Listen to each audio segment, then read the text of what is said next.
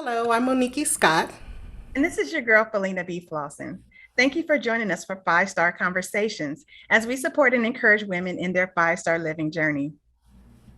Today, we're joined by women who are mothers, grandmothers, aunties, and godmamas, and we're checking in on them and asking, how you doing? I mean, like, how you really doing navigating the raising up and the care of the younger people in your life in the midst of COVID and the times where screen time and the digital world of video calls, meetings, and classes have become more necessary. So before we start the conversations, please introduce yourself and give your name, title, in 3 words or less, and in 3 words or less, tell us how you doing when it comes to this topic. So let's start with you, Rhea.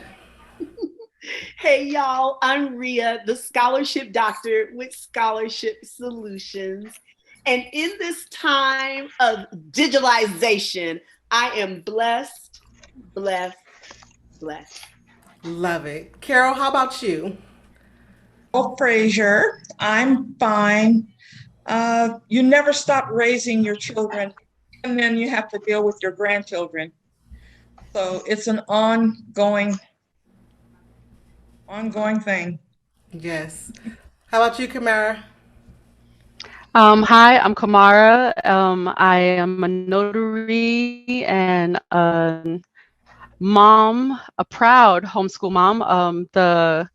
The COVID situation didn't really affect us because we were already homeschooled for 3 years now. So it just was a nice blend, and I guess everybody got a chance to freeze for a minute there, but we were fine. So yeah. Nice. Nice to hear that. And Trisha? Hi, everyone. My name is Trisha Parsad, and I'm a mom of two. I do leadership development and coaching work on the side, in addition to the full-time job of being a mom. And, I'm really present right now. So how am I doing? I'm present and I'm enjoying motherhood. Oh, I love that. And when you say the word present, Trisha, what does that mean?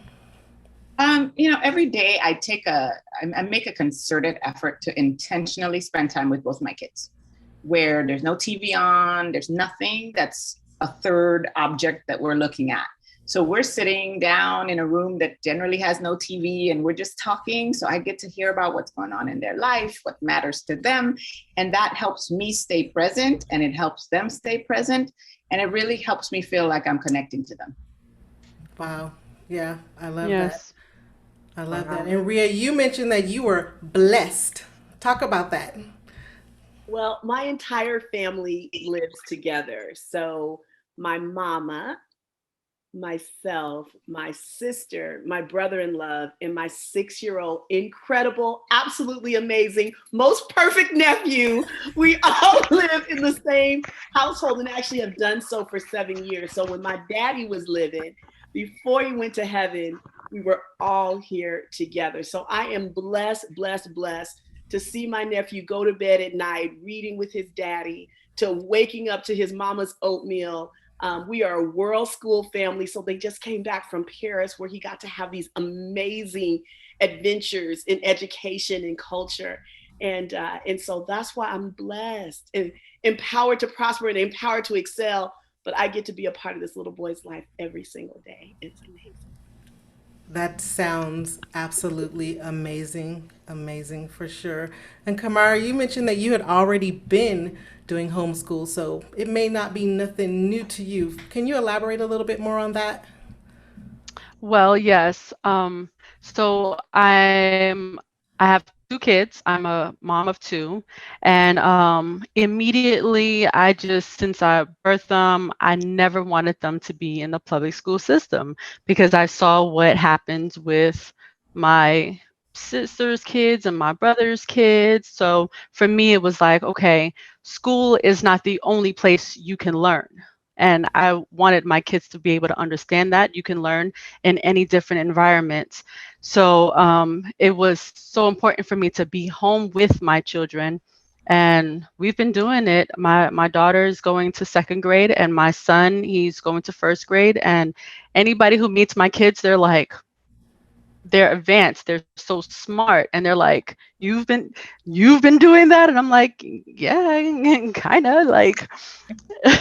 So it's just been a joy being able to be present, as Trisha said, being present with your kids. I know what where they need help in, what they, just to cultivate them a little bit more, to have allow them to be their true selves, have their own opinion, and me being able to get to know their own individual selves and not what I want them to be, that was Yeah. so important to me. Yeah. Yeah. What a That was blessing. very important to me. What a blessing. And Absolutely. Carol, you over there, how you doing? I'm fine. How are you? I'm good. What about you? You mentioned that we're all blessed during this time as well. How are Hmm. you really doing with these new limits that are put on you with COVID and the digital age with your grandchildren and children? Well, we're all doing fine, and the grandchildren, they may come over in the backyard, and we have our mask on. I'm in the house, and they run and play. We don't hug each other, but um, but they Um, get a chance to see me on the phone, on Zoom, on FaceTime, and so it's just been a blessing to me to be able to think, because I'm a person who loves to be alone. It don't bother me. yeah. I mean, being alone and being able to think, and it's just a blessing for me in that aspect, and being able to work from home.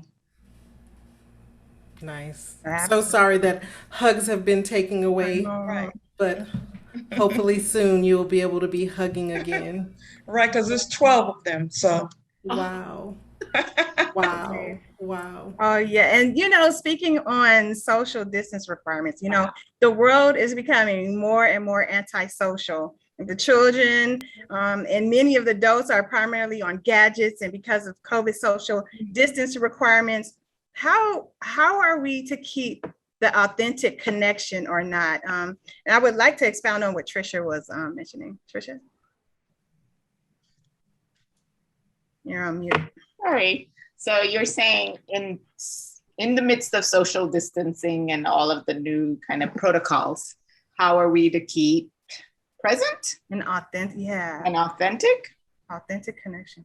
So I might not be the best person to answer this first, in that we have a social circle, and that we practice spending time with. We see our family.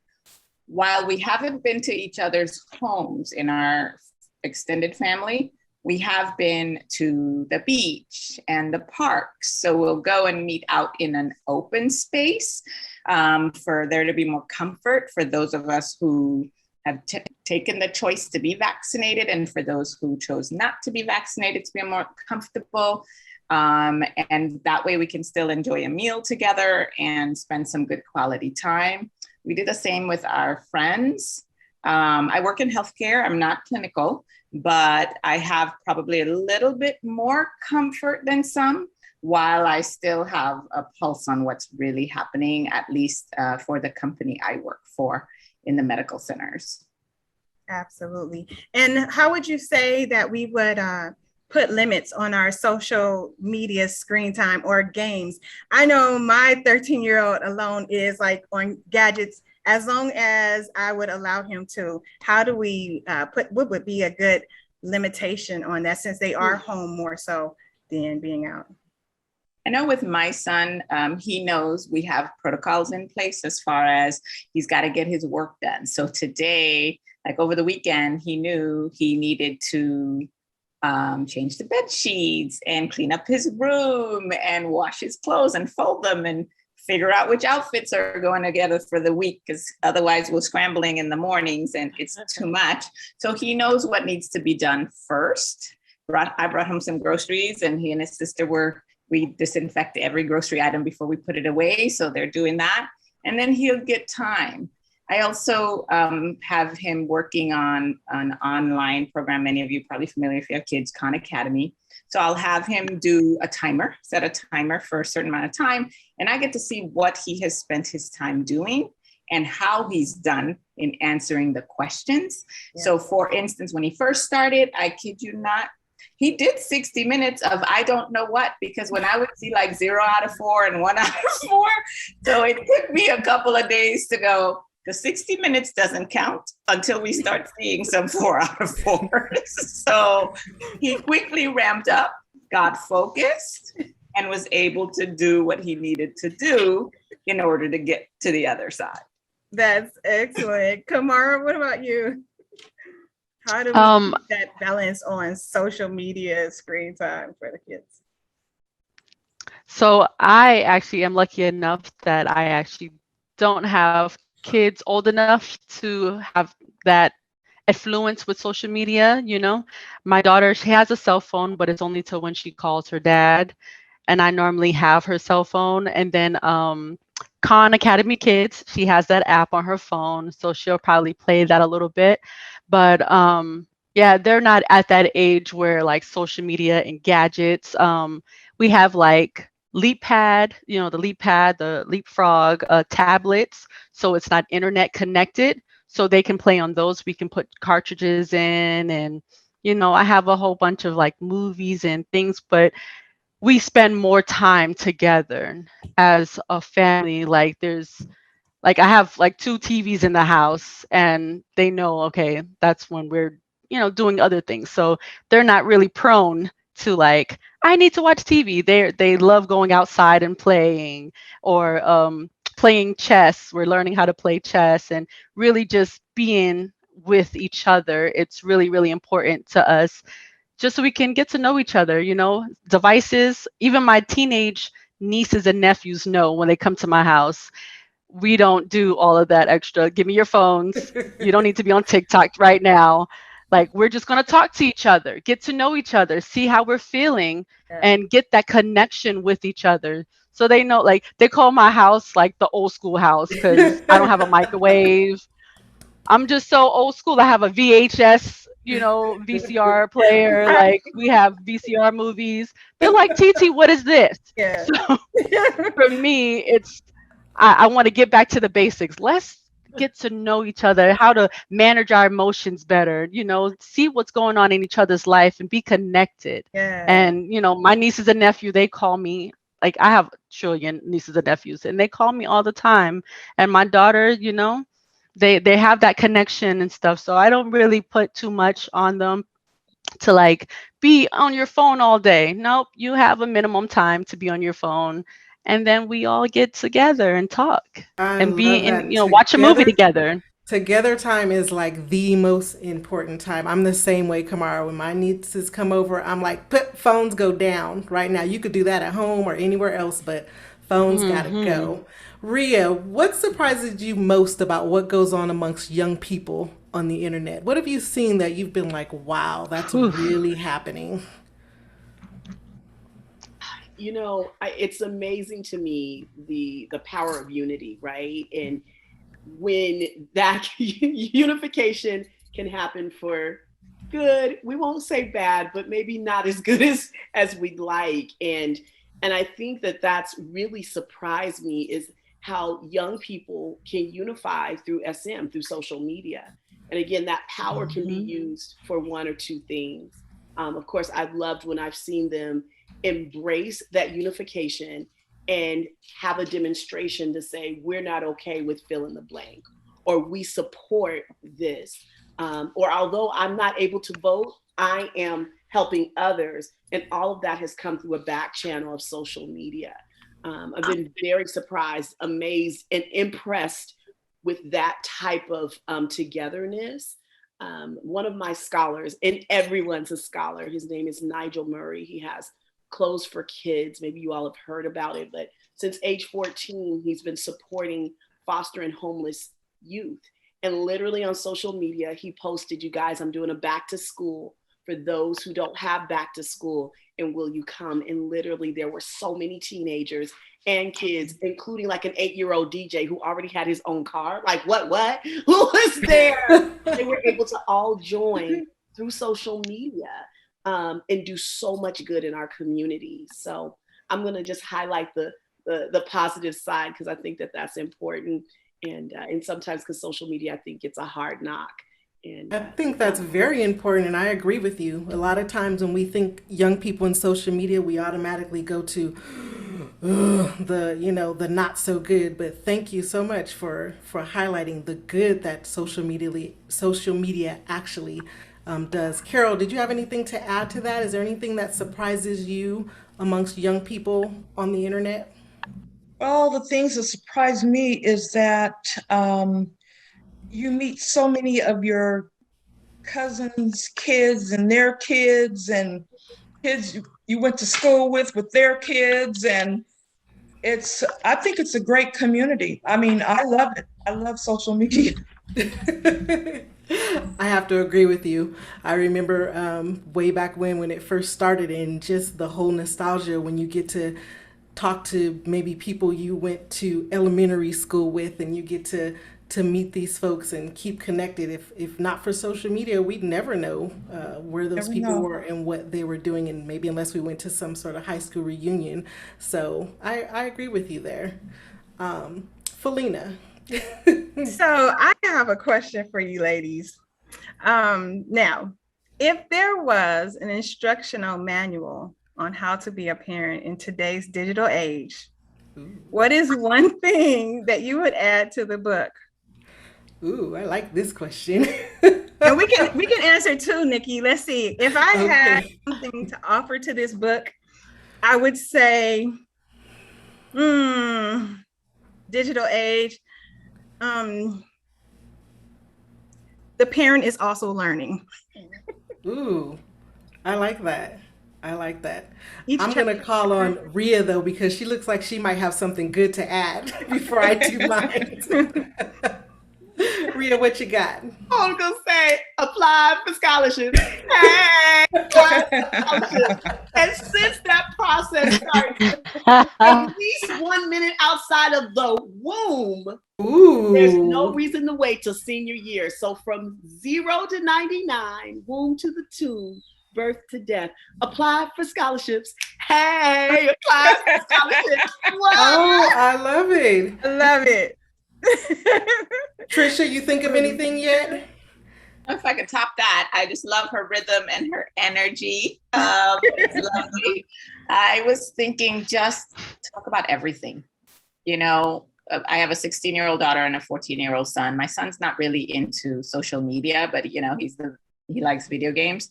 But my daughter's on social media, so we talk about everything. And this gives me an opportunity to have a sense of what's being talked about, what's being promoted. Let's talk about how that fits into what she's thinking, the context of our family, our values, our beliefs. And that way I'm in the know over what's going on. And I love that she feels comfortable enough to talk to me about all these different things that she's exposed to online, because there are things that are out of our control at that age. Very good. Kamara, did you come up with anything? Yes, I would say that being patient, open-minded to your children and what they're seeing on social media, and allowing them to be able to express their emotions and being able to have them express their emotions and be honest, be forthcoming with whatever information that they have without be understanding, because there's a lot of things that we don't understand because it's a whole like different spectrum. But just to be a little understanding, like I can see why my daughter would like that or that person or follow this person, Yeah, absolutely. I think that would be it. Just patience and understanding, because it is a new era. Yes, right. It is. What about you, Carol? Never be discriminatory.